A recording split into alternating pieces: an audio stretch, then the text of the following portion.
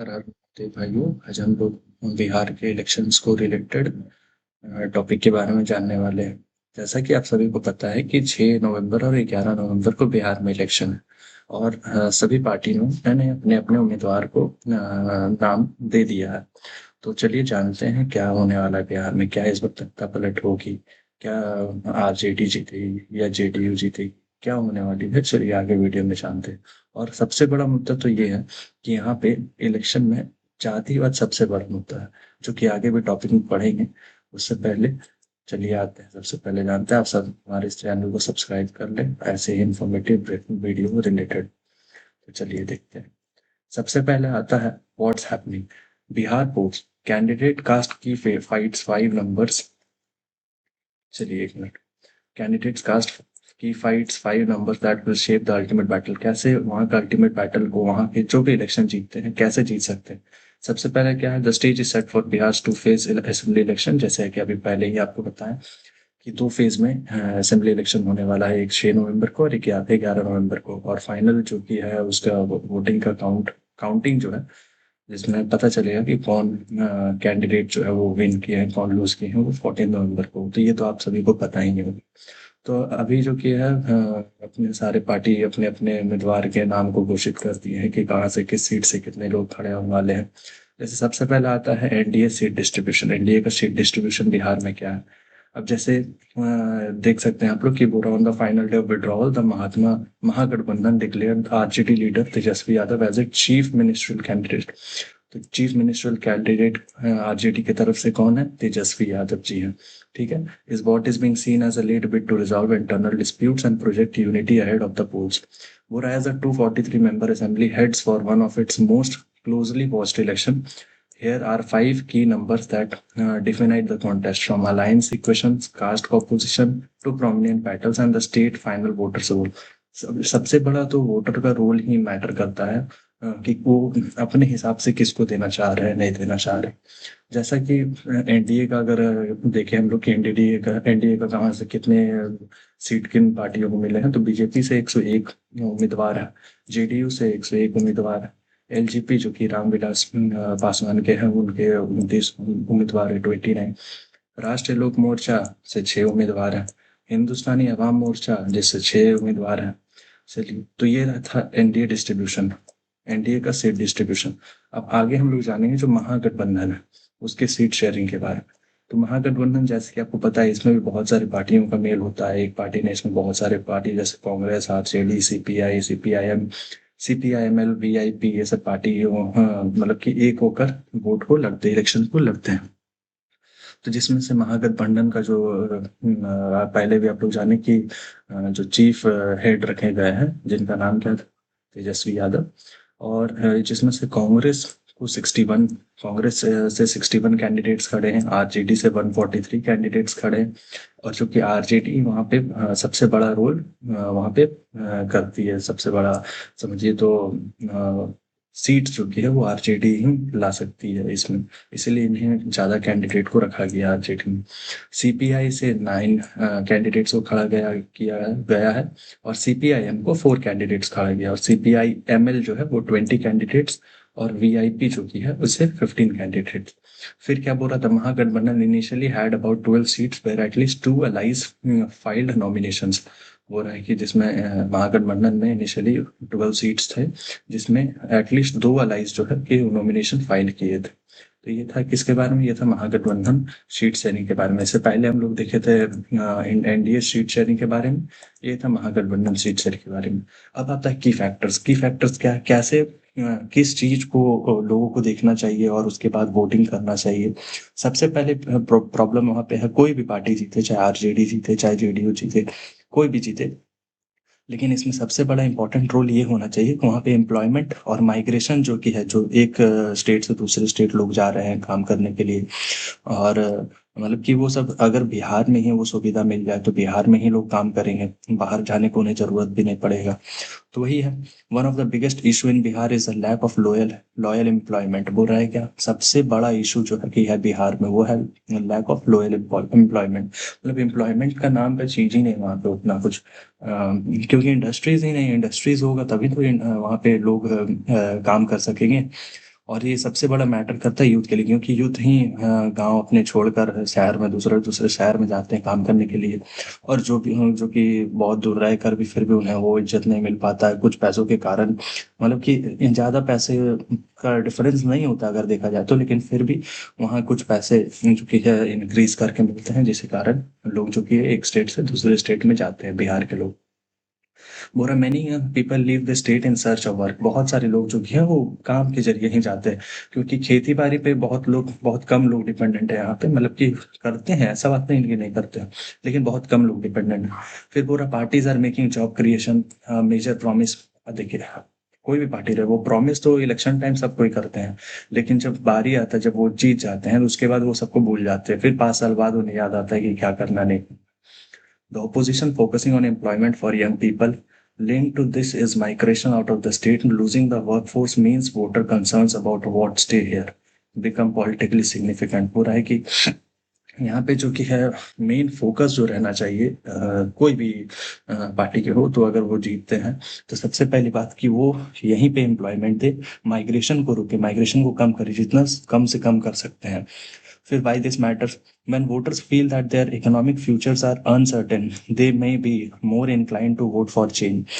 अगर उन्हें पता चलेगा कि जो भी जीतेंगे, अगर वो इस टाइप का चेंजेस लाएंगे यहाँ पे, नया नया एम्प्लॉयमेंट मिलेगा उन लोगों को, तो वो वोट को ही चेंज कर सकते हैं। मतलब कि मान लीजिए पहले से अगर वो किसी पार्टी को दे रहे होते हैं, अब उन्हें किसी पार्टी पे भरोसा हुआ तो उस पर वो जता सकते हैं। वो that it matters in all. और at least demand stronger performance from incumbents. और वो रह गया कि इनकम्बेंट से स्ट्रॉन्गर परफॉर्मेंस के लिए डिमांड करते हैं। तो ये था पहला की फैक्टर, जो कि क्या था, एम्प्लॉयमेंट, माइग्रेशन है, यूथ एस्पिरेशन। चलिए उसके बाद दूसरा की फैक्टर जानते हैं। फिर आता welfare schemes and state of development. जैसे कि आप लोग हर स्टेट में देख रहे हो, चाहे वो बिहार हो, चाहे वो झारखंड हो, चाहे वो न्यू दिल्ली हो, हर एक स्टेट में जहाँ पे भी असेंबली इलेक्शंस हुए हैं वहाँ पे महिला सम्मान करके, चाहे मुख्यमंत्री मैया सम्मान योजना, ऐसे करके लाडली बहना योजना, इस टाइप के योजना लाते जाते हैं, और महिलाओं को खुश करने के लिए कुछ पैसे दिए जाते हैं, जिनसे वोट के टाइम वोट जो कि है प्रोत्साहित होकर समझे कि हमको, अगर हम उनको वोट देंगे तो हमको उससे पैसा मिलेगा, हर मंथ मिलेगा। और उस कारण उन लोगों को दे देते हैं, लेकिन कोई फायदा नहीं रहता है देने का, क्योंकि वो वहां पर आके, और कैसे, अगर स्टेट का बजट ही उतना नहीं रहेगा तो वो कैसे संभाल पाएंगे आगे की चीज। वो एम्प्लॉयमेंट को रोके हुए हैं, और उसके बाद इधर वुमेन को दे रहे हैं। तो आप एक करना है तो आप सब काम कीजिए, और वरना ऐसा काम मत कीजिए कि जिससे सभी को दिक्कत हो। किसी को कोई खुश है लेकिन कोई दुख है। मान लीजिए आप महिलाओं को दे रहे हैं, तो महिलाओं को दे रहे हैं, उनके बाल बच्चों को ही दिक्कत हो रहा पढ़ने लिखने में, तो कैसे वो खुश रह सकते हैं, आप ही सोचिए। उसके बाद आता है क्या, बोरा the ruling coalition NDA in Bihar. जो अभी तो जैसे कि आप लोगों को पता है, एनडीए जो कि है alliance, national democratic alliance, Bihar में वही अभी रूल कर रही है। तो ये लोगों ने क्या कहा है, has ruled out significant welfare schemes. नया नया वेलफेयर वेलफेयर मेजर्स लाए, जैसे cash transfers to women, pension increases, pension जैसे कि इंक्रीज हुआ है। बेनिफिट्स टू ग्रेजुएट, बोला गया है कि जो भी ग्रेजुएट कर चुके हैं उन्हें बेनिफिट मिलेगा। फिर बोल रहा है nonetheless despite welfare schemes development, example industry infrastructure jobs remaining lacking. मतलब बोला गया है कि इंडस्ट्री लगाया जाएगा, नया नया इंफ्रास्ट्रक्चर खोला जाएगा, जॉब्स दिया जाएगा, ठीक है। अब ये मैटर क्यों करता है? These welfare measures can help incumbent shore up support, especially among vulnerable or historical underserved groups. But if they don't translate into deeper development, jobs, growth, infrastructure, there is one। मतलब कहना का अर्थ ये है कि अगर अगर उस चीज को, अगर जीतने के बाद, अगर मेन जो कि मुद्दा है वहाँ का जॉब, ग्रोथ या इंफ्रास्ट्रक्चर, चाहे इंडस्ट्रीज, अगर इन सब चीजों पे अगर वहाँ पे ध्यान नहीं दिया जाता, तो फिर भी कोई फायदा नहीं होने वाला है। तो ये सब की फैक्टर जो कि है ये इंपॉर्टेंट है वहाँ पे। तीसरा आता है वहाँ पे caste, community and regional dynamics. अब जैसे वहाँ पे, जैसे राजपूत हो गए, चाहे अपर कास्ट के लोग हो गए, भूमियार हो गए, तो ये लोग अपर कास्ट के लीडर को ही चूज करना पसंद करते हैं। जैसे कि मतलब कम्युनिटी वाइज वहाँ पे बटा हुआ है कि जैसे वो पासवान से कैंडिडेट खड़ा होगा तो पासवान लोग उन्हीं को वोट करेंगे, चाहे यादव से वो खड़ा तो यादव लोग उन्हीं को वोट करेंगे, ऐसा कुछ होता रहता है। तो बोल रहा caste remains a major factor in Bihar politics. Caste जो कि है वो मेजर फैक्टर प्ले करता है बिहार पॉलिटिक्स में, और कहीं करे चाहे नहीं, लेकिन बिहार में सबसे मेजर फैक्टर है caste politics. Extremely backward classes, other backward classes, scheduled caste, upper caste. मतलब देखिए आपको पहले भी बताए थे कि अपर कास्ट हो गया तो अपर कास्ट अगर कोई चूज करता है, बैकवर्ड क्लास से है तो बैकवर्ड क्लास को ही चूज करता है, एक्सट्रीमली बैकवर्ड क्लासेस है तो वो अपने बैकवर्ड क्लासेस को चूज करता है। तो ऐसे ही वहाँ पे कास्ट का मेन जो कि है फैक्टर है वही रोल प्ले करता है। फिर आता है regionally different zones of Bihar, जैसे Seemanchal in the north east, Mithila in the north central Bihar. और आप लोगों को पता होगा कि मिथिला से मैथिली ठाकुर जो कि है उन्हें इस बार मौका दिया गया है वहाँ से इलेक्शन लड़ने के लिए। कुछ लोग उन पर नाराज भी हैं क्योंकि वो जो जिस हिसाब से मैं खाना खा रही थी उसे देखकर, अब लोगों की अपनी अपनी राय है कैसे करना नहीं करना है। ठीक है, तो बोल रहा है डायनेमिक्स फॉर एग्जांपल द राष्ट्रीय जनता दल जैसे आरजेडी है, traditionally relies on Yadav Muslim base. ये मेन जो कि यादव और मुस्लिम बेस पे ही रिलाई करती है। देखा होंगे आप लोग की कोई भी कुछ भी होता है मुस्लिम्स के तो वहाँ पे ये लोग ज्यादा उस पर रिलेटेड रहते हैं, चाहे यादव लोग को ज्यादा सपोर्ट करते हैं। ठीक है, द एनडीए है strength in upper caste and EBCs. NDA जो कि है वो अपर कास्ट से उनको ज्यादा सपोर्ट मिलता है। ठीक है, और ईबीसी यहाँ पे जाने थे एक्सट्रीमली बैकवर्ड क्लासेस को बोला जा रहा है। ठीक है, what this matter, even if socio economic issues dominate in Bihar you can not ignore caste regional calculation, they influence how voters translate into seats and how coalitions are form.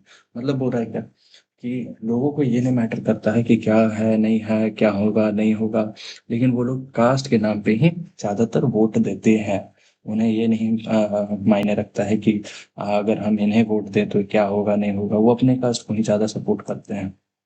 फिर आता है anti incumbency leadership and alliance. The incumbent Nitish Kumar जैसे कि अभी ruling CM है, and his alliance face anti incumbency pressure after many years in power.